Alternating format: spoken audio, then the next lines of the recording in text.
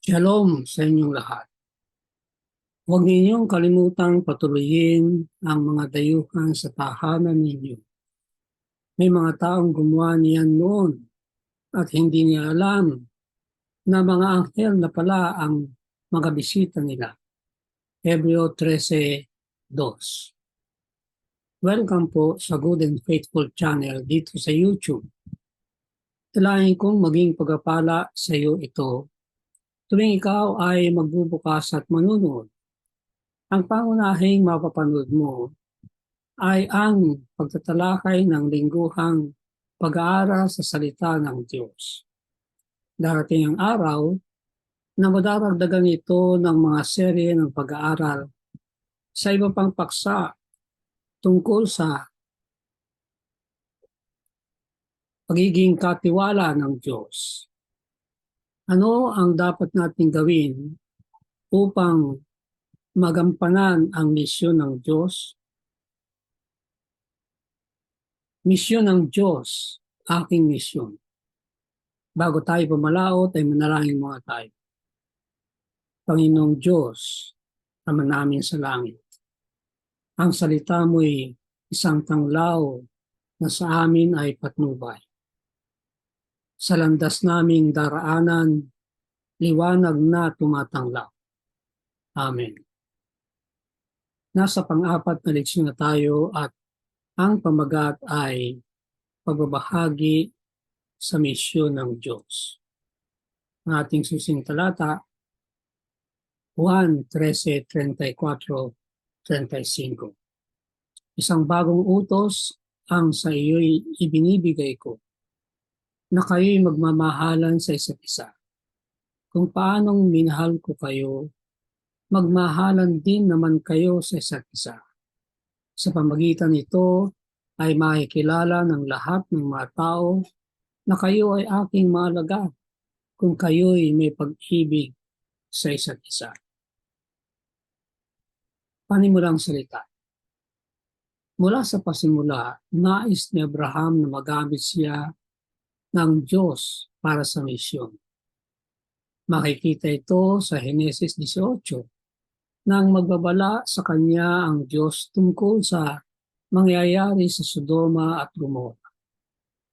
Ang kanyang pagisangkot ay upang manalangin para at mamagitan para sa mga taga Sodoma at Gomorra. Ibig sabihin, nais niyang makita kung kahit papaano ang mga taong ito sa kabila ng sarili nila ay maililigtas. Sa isang kaisipan, hindi ba ito ang tungkol sa misyon? Tatlong espiritual na mga katangian ni Abraham ang naihayag: ospitalidad, pag-ibig, at panalangin. Mga katangian na malaki ang may tutulong din naman sa misyon. Muli ay tatlong paghahati ng leksyon. Una, pagpapasakop sa kalooban ng Diyos. Ikalawa, mga espiritual na katangian ni Abraham. At ikatlo, ang misyon ni Abraham. Ang una, ang pagpapasakop sa kalooban ng Diyos ay kahit kapag ang daan ay hindi sigurado. Sa ikalawa ay ang tatlong espiritual na katangian ni Abraham. Una, ang kaloob ng ospitalidad. Kalawa, pag-ibig sa lahat. At ikatlo, espiritu ng panalangin.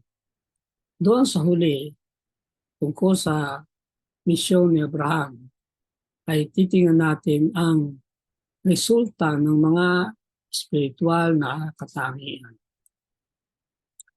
Unang pagkakahati, pagpapasakop sa kalooban ng Diyos, Henesis 12:1-4.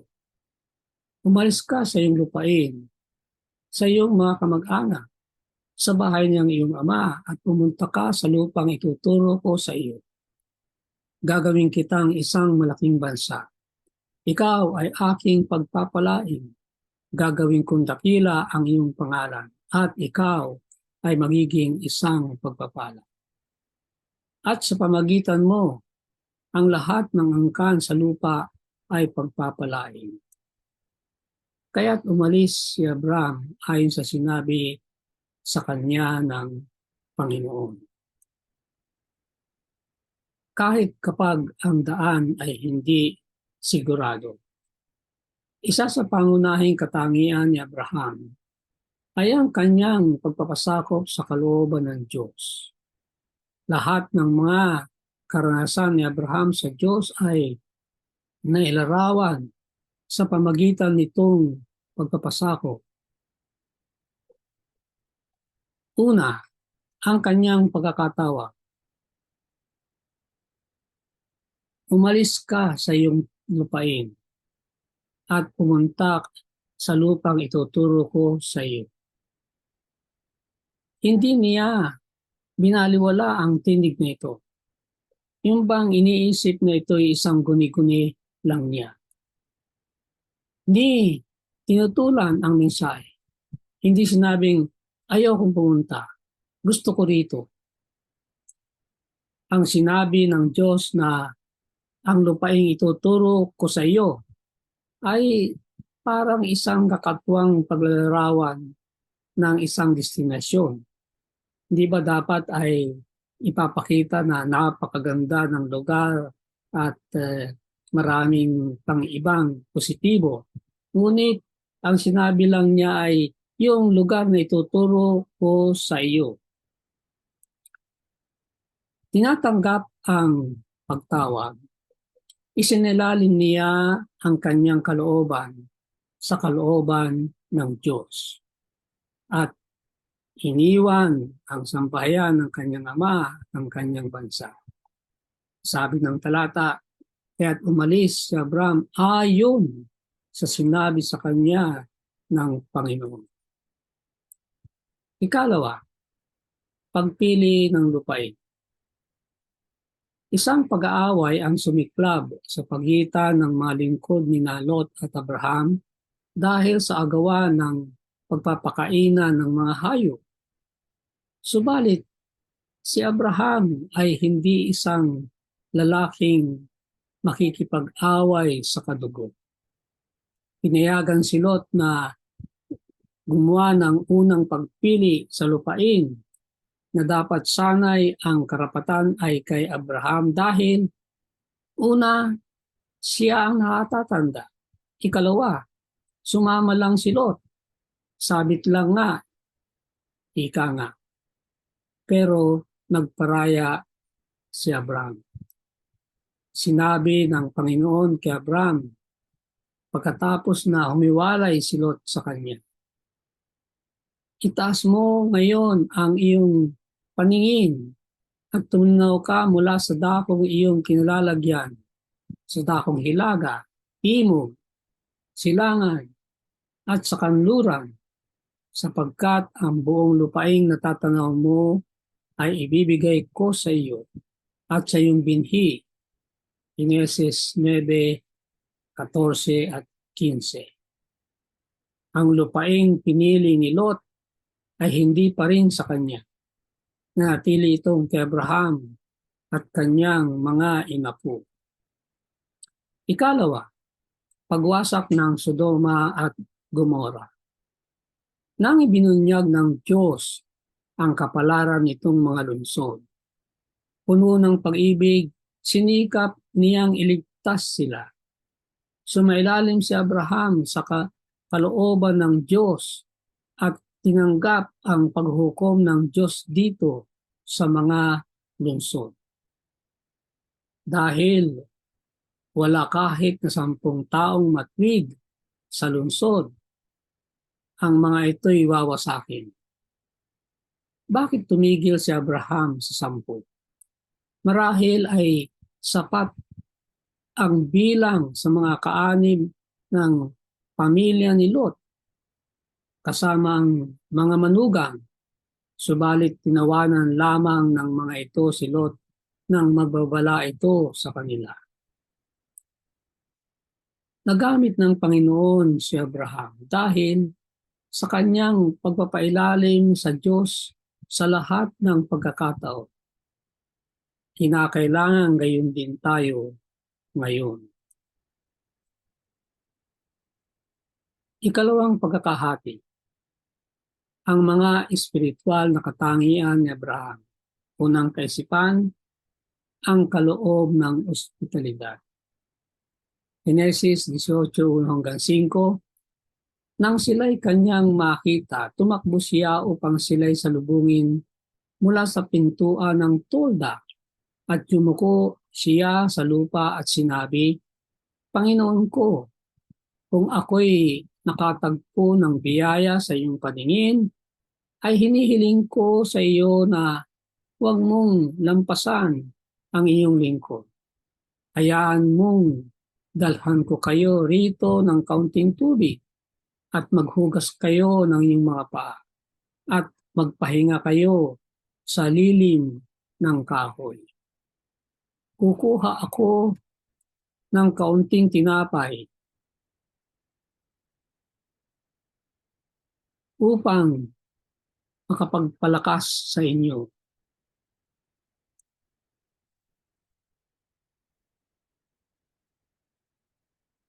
Makikita rito sa paglarawan ng talata, unang-una, ang kanyang kahandaan. Siya ay nakaupo sa pasukan ng kanyang tolda. Tinitiis ang init upang matulungan ang sinumang daraan. Hindi ordinary ito. Sa kainitan ng katanghalian ay napakainit sa loob ng tolda. Kaya karaniwan ng mga tao ay nasa lilim ng mga punong kahoy. Ngunit kinakailangan na nandoon siya sapagkat gusto niyang makita pag mayroong mga daraan. Yan ang kahandaan. Kailangan siya ay nasa tamang lugar para makatulong sa mga nangangailangan. Ikalawa ay ang inisyatiba. Nakita niya ang tatlong maglalakbay. Tumakbo siya patungo sa kanila bago pa sila dumating sa kanya. Malamang na ugali niya ang pag-alok ng ospitalidad sa mga estranghero. Ang sabi niya, itulot mong dalhan ko kayo rito ng kaunting tubig at maghugas kayo ng inyong paa at magpahinga kayo sa lilim ng kahoy at magdadala ako ng isang subong tinapay at inyong palakasin ang inyong puso. At pagkatapos ay magsipagtuloy na kayo. Ito ang bersyon sa ang Biblia 1978. Katuparan ng misyon. Patid ni Abraham ang kanyang misyon na ibahagi sa bawat isa ang kaalaman sa Diyos sa isang sanlibutang na balot ng paganismo, idolatria at pagsamba ng maraming Diyos. Ang kanyang pinakamatuling paraan upang matupad ang kanyang misyon ay sa pamagitan ng ospitalidad dito sa mga estranghero na tila sumulpot sa abot tanaw. Ang misyon niya ay ipakita ang kabutihan ng Diyos. At ang kabutihan ng Diyos ay mapakikita natin sa ating ospitalidad. Kaya yan ang pinakabatuling paraan, sabi rito. Impluensya higit sa sambahayan. Ang malaking sambahayan ni Abraham ay binubuo ng higit sa 1,000 mga kaluluwa. Marami sa kanila ay mga padre de pamilya at hindi kakaunti, subalit bagong konbertido mula sa mga paganismo. Ang gayong sambahayan ay nangangailangan ng isang matatag na kamay sa timon. Walang mahina at urong-urong na paraan ang sasapat. Ang impluensya ni Abraham ay lumalagpas sa sarili niyang sambahayan. Saan man siya nagtatayo ng kanyang tolda, ay gumagawa siya ng altar sa tabi nito para paghahandog at pagsamba. Kapag ang tolda ay tinanggal, ang altar ay nanatili at maraming naglilibot na kanita na ang mga kaalaman tungkol sa Diyos ay nakuha mula sa buhay ni Abraham na kanyang lingkod ay pag nakita ang altar na iniwan ni Abraham ay nananatili sila, nagtatagal sa altar upang maghandog ng hain kay Jehovah. Ikalawang kaisipan, pag-ibig para sa lahat. Genesis 18:23-25. Lumapit si Abraham at nagsabi, ang mga banal ba ay iyong lilipulin kasama ng mga masasama? Halimbawang may 50 banal sa loob ng bayan. Lilipunin mo ba at di mo patatawarin ang lugar na iyon alang-alang sa 50 banal na sa loob noon? Malayong gagawa ka ng ganito, na ang banal ay iyong papatayin kasama ng masama. Hindi ba gagawa ng matwid ang hukom ng buong mundo? Ang mga tao ng Sodoma at Gomora, mga hindi niya personal na kilala. Ito'y isang napakalaking leksyon para sa bawat isa sa atin. Ang mga tao ng Sodoma at Gomora ay makasalanan. Malayong malayo mula sa kanyang mga pinapahalagahan, ngunit ang kanyang puso ay puno ng pag-ibig para sa lahat. Walang pagtatangi sa lahi, kasarian, lengguwahe, o relihiyon. Inihayag ng Diyos kay Abraham ang kanyang kapasyahang lipulin ang mga lungsod na ito. May pagpapakumbaba at paggalang ay humiling siya sa Diyos. Ang kanyang panalangin, ang banal ay hindi patayin kasama ng masama. Genesis 18:25. Nakipagtawaran siya mula 50 na matwid hanggang sa maging 10. Kung may gantong bilang ay hindi wawasakin ang mga lungsod.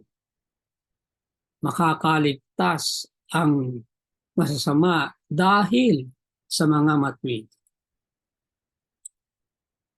Umasa na maliligtas ang lahat ng tao na malungsod na ito at hindi lamang ang mga matwid. Nalalamang para sa sarili o personal na karanasan, ibig sabihin, ang pag-ibig ng Diyos, umapila sa Kanya para sa kanila. Sa katapusan, ibinase ni Abraham ang kanyang kahilingan sa personal niyang nalalaman tungkol sa pag-ibig ng Diyos sa tao. At nalalaman niya na habang may buhay ay may pag-asa sa kaligtasan. Wala tayong may share o may babahagi na hindi muna natin naranasan sa Panginoon. Sa gayon ay magiging tunay na saksi tayo. Kung sasabihin natin na ang Diyos ay pag-ibig, maawain, mapagpatawad, dapat kinakailangan ay sinasabi natin yan bunga sa ating karanasan sa Diyos. Yan ang tunay na pagsaksi. Ikatlong kaisipan, spirito ng panalangin.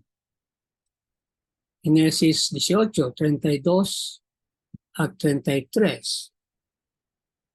Pagkatapos ay sinabi niya, "O huwag magalit ang Panginoon at magsasalita na lamang ako minsan. Kung sakaling may matatagpuan doong 10."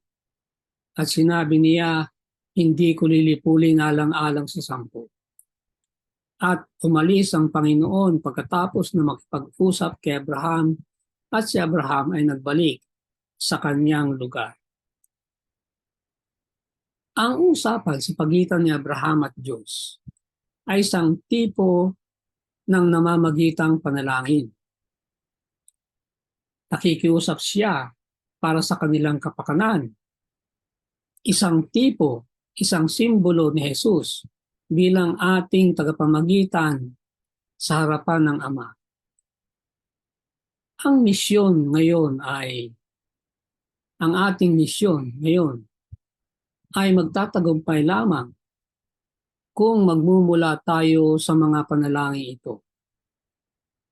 Malinaw dito na isang ministeryo natin ay ipanalangin ang kapwa natin kahit pa mga taong hindi natin personal nakakilala. Ang pag-ibig ng Diyos para sa namamatay na kaluluwa, ang inspirasyon ng panalangin ni Abraham. Nakikita natin to sa Patriarchs and Prophets. Ang pag-ibig ang nagpaging matapat at taus-puso sa kanyang mga panalangin. Gumanap ng pagpapakumbaba at pagtitiyaga sa kanyang mga panalangin. Kaya napakahalaga ng pag-ibig sa puso ng tao. Bagamat yung pag-ibig na yon ay dapat ay pag-ibig na nanggagaling sa Diyos. Idalangin ng mga taong nakasanlimuhan natin. Pagkatapos natin silang makatagpo, idalangin ulit. Pagkatapos magbigay ng sermon o pag-aaral ng Biblia, manalangin. Mapangunawa ang Diyos sa mga gantong mga panalangin sa paghipo sa mga puso ng taong nakakatagpo natin. Tandaan natin ito. Ang paghipo ay dapat manggaling sa Diyos. Wala tayong kapangyarihang gawing ito. Hindi ang ating salita o husay ng pagsasalita na magpapabagong loob sa ating mga kaibigan o kakilala. Ito'y ang banal na Espiritu. Ito ang kanyang gawain. Hindi ito gawain natin. Ang sa atin ay dalhin lamang ang mga salita ng Diyos at gagamitin ito ng Espiritu para kausapin sila. Pangatlong paghahati, ang misyon ni Abraham. Genesis 19:29. Kaya nang gunawin ng Diyos ang mga lungsod ng rehiyon, iginalang ng Diyos ang kahilingan ni Abraham.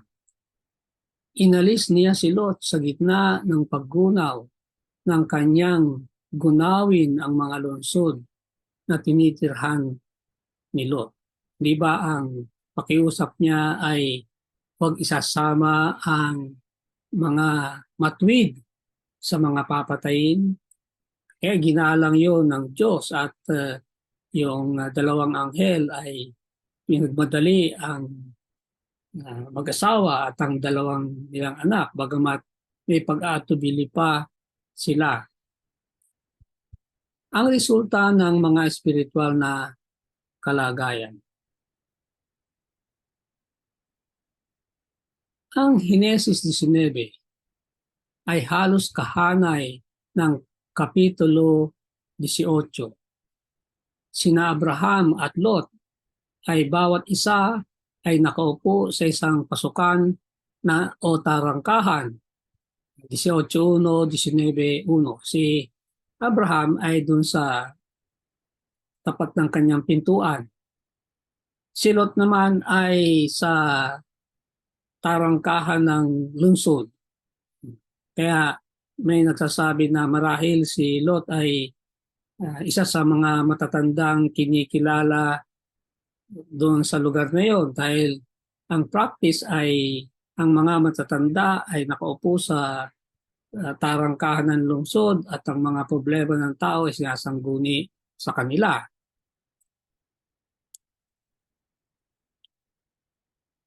Sina Abraham at Lot ay bawat isa ay nag-anyaya sa mga estranghero upang magpahinga sa kanilang tahanan.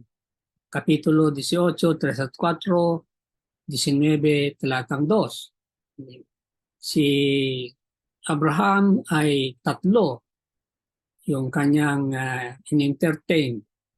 Si Lot naman ay 2. 2 dun sa 3 na in-entertain din ni Abraham. Pareho sila ng ginawa. Si Abraham at Lot ay bawat isa ay naghanda ng pagkain para sa kanilang mga bisita. Kapitulo 18, 4 hanggang 8 at 19, 3. Kaya bakit natin na magkahanay ang dalawang kapitulo sa mga unang mga talata. Ano man ang kahinaan ni Lot, pari meron siyang mabubuting katangian. Ang katangian ng ospitalidad. Mga implikasyon para sa misyon.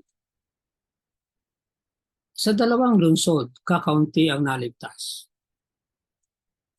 Para din yung sa panahon ng baha, kakaunti ang naligtas. Bawat tao ay may malayang kalooban. Samantalang ating isinasagawa ang ating misyon, tinutulungan tayo ng Diyos sa pamagitan ng banal na Espiritu. Subalit, hinding-hindi niya lalabagin ang kalooban ni numan. Kaya nga, marahil ito ang isang dahilan kung bakit kakaunti ang maliligtas. Ang ating tungkulin ay upang anyayahan ang posibleng pinakamaraming tao upang makagawa ng pagpili kay Kristo. Binibigyan natin ng pagkakataon ng mga tao na gamitin ang kalayaan lang pumili, na dinadalangin natin na tama ang magiging pagpili nila, tatanggapin ang Panginoong Hesus. Ano man ang gagawin natin, gaano man ang dami ng ating panalangin, ang kaligtasan ay mauuwi lamang sa bawat pagpili ng tao. Ang kaligtasan ay nasa kanilang kamay kasi pipili sila. Bagamat hindi nila ililigtas o hindi ang kanilang sarili, sapagkat ang kaligtasan ay nasa kamay ng Diyos. Bagamat ganon, nasa kanila ang pagtanggap o pagtanggi. Kaya parang nasa kanila ang kanilang kaligtasan. Bagamat sa katunayan, ang kaligtasan ay iniaalok sa mga tao. Huling salita, masumpungan sa Patriarchs and Prophets, ang espiritu ni Abraham ay ang espiritu ni Kristo. Ang anak ng Diyos ay siya mismo ang dakilang tagapamagitan para sa kapakanan ng makasalanan. Siya na nagbayad ng halaga para sa katubusan ay nalalaman ang halaga ng kaluluwa ng tao. Kasama ang puot sa kasamaan na maaaring umiral lamang sa isang likas na walang bangis, bahid na dalisay. Nagpakita si Kristo sa makasalanan ng isang pag-ibig na maiisip lamang ng walang hanggang kabutihan. Sa mga paghihirap, sa pagpapako sa krus. Sa kanyang sarili ay nabibigatan ng kakilakilabot na pahirap ng mga kasalanan ng buong mundo. Nanalangin siya para sa kanyang mga manlalait at mamamatay tao. Ama, patawarin mo sila sapagkat hindi nila nalalaman ang kanilang ginagawa. Lucas 23:34.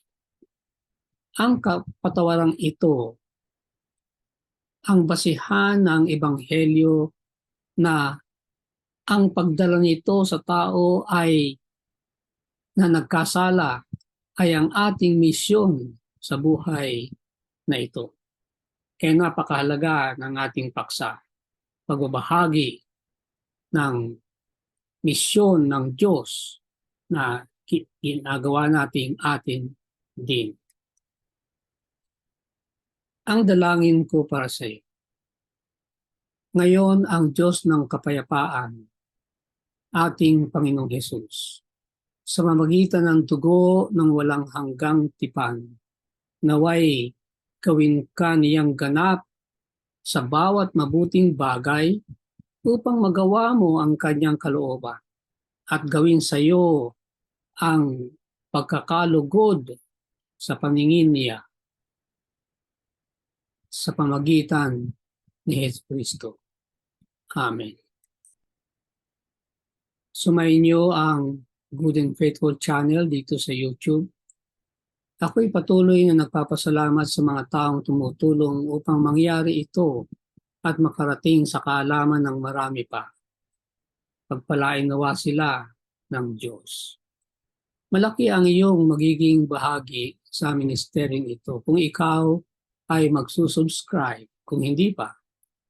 At kung naging pagpapala ito sa iyo, ay mag-share at mag-like. I-click na rin ang notification bell upang kaagad ay malalaman mo kapag may bagong video. Ang PowerPoint presentation ay may da-download mo rin mula sa aking website. Naroon din ang marami pang mga leksyon sa nakarang higit na 10 taon. Maraming salamat. Magkita tayo sa susunod na linggo.